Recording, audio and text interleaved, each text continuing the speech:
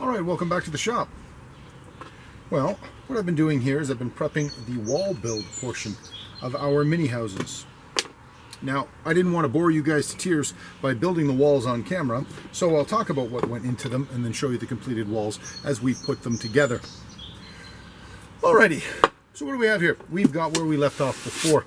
We have our house foundation and the flooring system. Please make sure you've reviewed the uploaded video that explains how that went together, what the beams and the joists are underneath, the mud sill with the sill plate, and the rim joist, and the floor joist underneath. The plywood, all that. Please make sure you remember, go back and review that.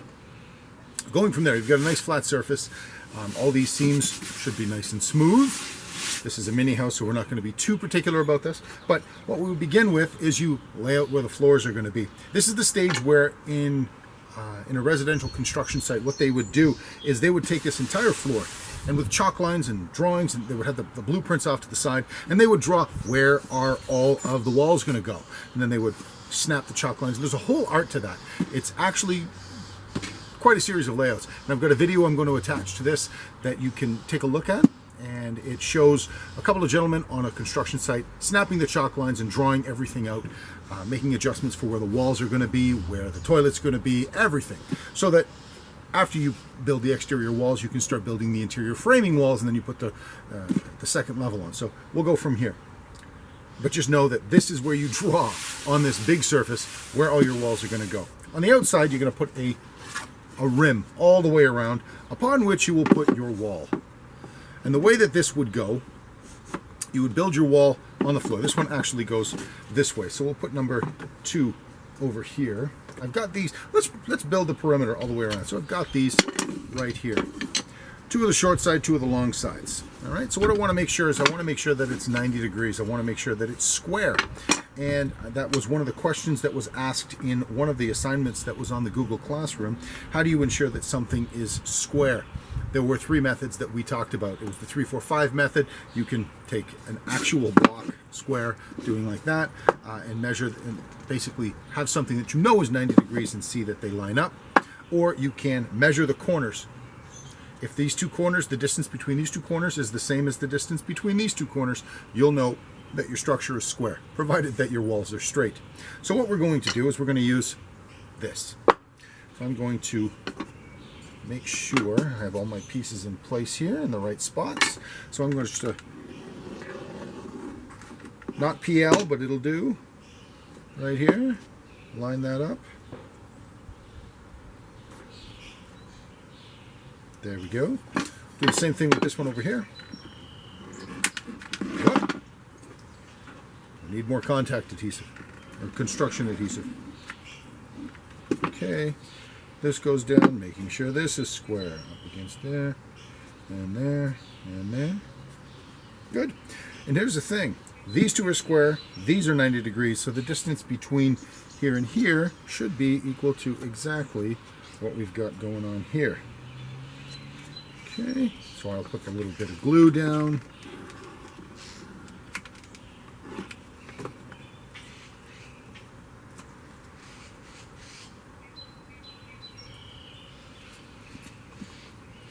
This looks like it wasn't straight. So quickly, I'll make a quick adjustment. Bear with me. This gives me an opportunity to talk about adjusting. This is also a spot where you're going to want to make sure that your perimeter piece is not only square, but level. So this is where you can actually shim up underneath. Just in case you have a floor that's not level, you'll want to make sure that it's level. Okay, so what we would do after that stage, you would start to build your walls. Now, the way you build your walls is you have 2x4s. The exterior walls probably be 2x6s, most definitely be 2x6s, and that is for structural support, but also for the wider your boards are, the more insulation you can get inside for a thermal barrier for your house. So 2x6 on the outside wall carries a lot more weight than a 2x4, obviously. We are not using 2x6s. We're using the pre-made little mock-ups.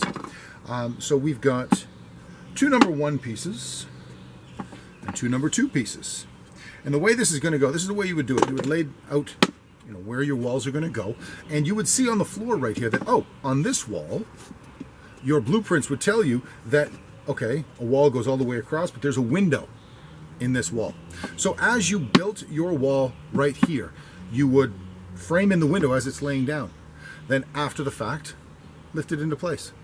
Now what I've also seen is people put a section of plywood on the bottom, where what would happen is, just say the plywood is here on the bottom and it's overlapping, right? You lift it up and the plywood kind of covers all the way, and it gives you something to hold in place. It gives you a marker. You don't want your wall to be too far over or too far in, and the plywood, when you kick it, the wall will be flush with the foundation wall down below.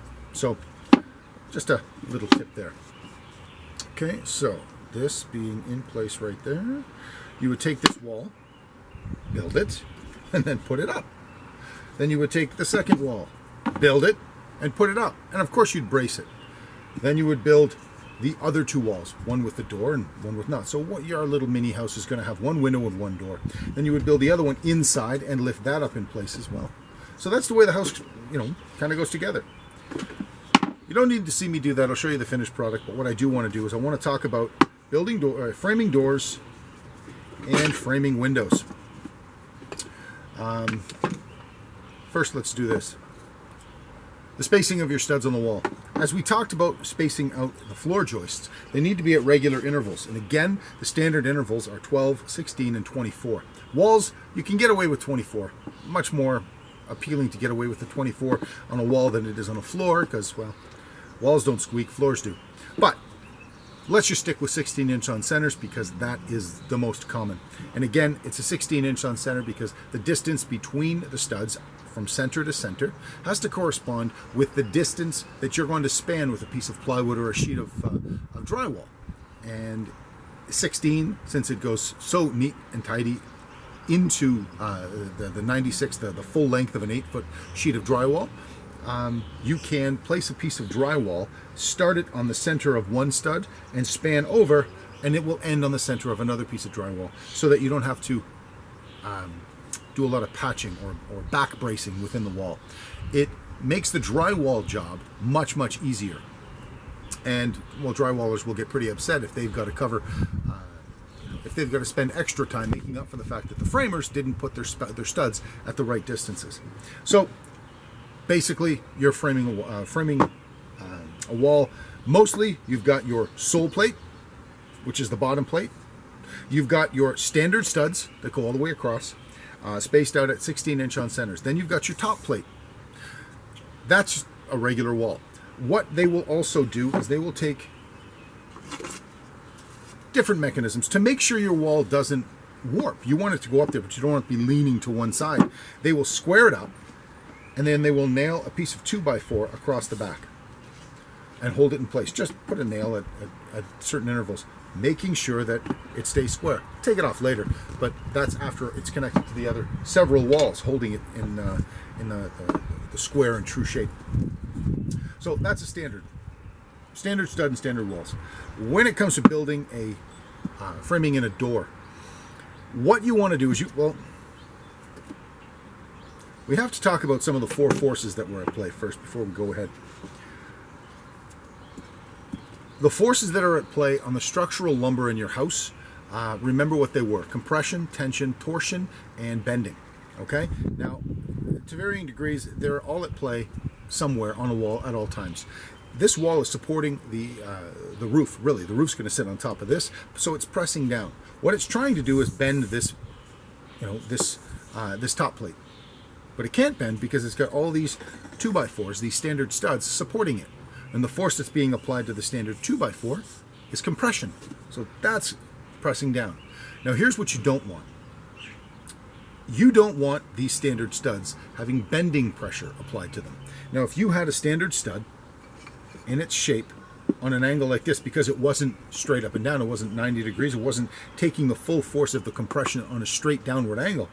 If it was like this, then you would get pressure going down on a 2x4 let me get a bigger piece. You'd get pressure coming down on a 2x4 that would bend the 2x4. And because of how thin it is across it, 1.5 inches, it's not very strong. It's not going to support a lot of weight.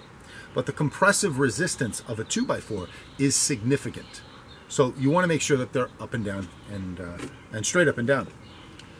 Keeping that in mind, if you have a big opening, what in the heck is going to support the weight of the roof at this section right here that's going across the top of the doorway? Well, you've got to engineer something around that. And this is the way we do it.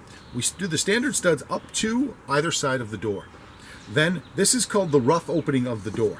When you frame in a rough opening, it means the opening into which the whole door fixture will fit.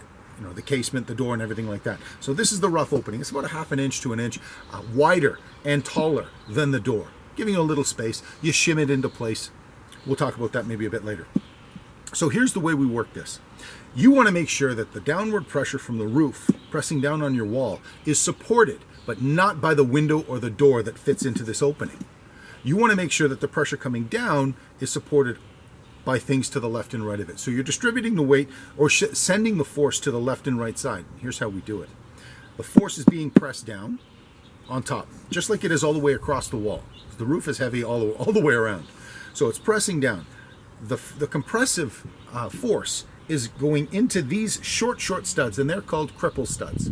Okay? They're pressing down on top of this beam right here. This is a beam or a lintel or a header. All three things mean the same thing. Now, this is pretty beefy. It's actually made up of 2 to 3 pieces of wood.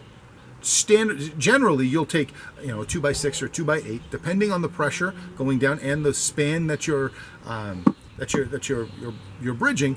And please think back to what we talked about for the floor joists and spans and the requirements for your beams and your floor joists to be able to withstand the downward pressure. But these beams, they don't go very far, and a lot of times what they'll use is that LVL that we talked about in the last video. We had that in the class. So they'll put these two together, making that, you may have to make them a little bit thicker to span across, but that's not important right now. We'll talk about that some other time. So you've got this beam that will take the pressure down. It won't bend because it's so stinking thick. It's actually being supported by these two studs on the left and right side. Now these two studs here and here don't go all the way up to the roof. They're like a bridge. They support the left and right side of this lintel. So the downward pressure is transferred to this header or this lintel over across and is supported by these two studs, and these are called jack studs. Think of a jack that that lifts up your car if you get a flat tire. It jacks up the roof. So it's jacking up this header, taking the weight of everything across. This header is taking the weight of 1, 2, 3, 4 different studs. Well, it's a lot. So that's why it's got to be pretty strong. So the way you work it is, you've got these two studs. The two studs that go from the floor, from the sole plate to the top plate, are called your king studs. And they define where your rough opening is going to be. Inside, directly next to and attached to the king studs, are the jack studs. The jack studs will support the header, and the cripple studs will bridge the gap between the header and the top plate, taking the weight of the roof coming down. Pretty straightforward, and it's the same. The only thing that changes is the size of the doorway. Now we'll take a look at a window. It's pretty much the same. Just imagine this lower section is not here for now. This lower section is just a sill. It's a window sill. This is what the window sits on. This is a big picture window. This is what the window sits on. And the weight of the window is nothing compared to the weight of the roof. So this bottom window sill only carries the weight of the window. This top header here, this big beefy header, carries the weight of the roof across this very large span. Now the header is supported by, again, cripple studs connected to jack stud or king studs. Sorry, the header is supported by the jack studs. The jack studs are connected to and fastened to the king studs, which are right here and here. And across the top, we've got the cripple studs, which transfer the weight from the roof going down to the header. The header transfers it over to the jack studs and goes right down to the sole plate. Now, all that pressure, remember this, all that pressure sits on the rim, that sits on the the floor system, which sits on the foundation wall, which transfers all that weight down to the footing, which is 10 feet below ground in the event of a basement foundation. So that is how we put all this together. I'm going to glue all this together. I won't bore you with it. I'll turn the camera back on and show you what the finished product looked like when we have all 4 walls put back together. Thank you.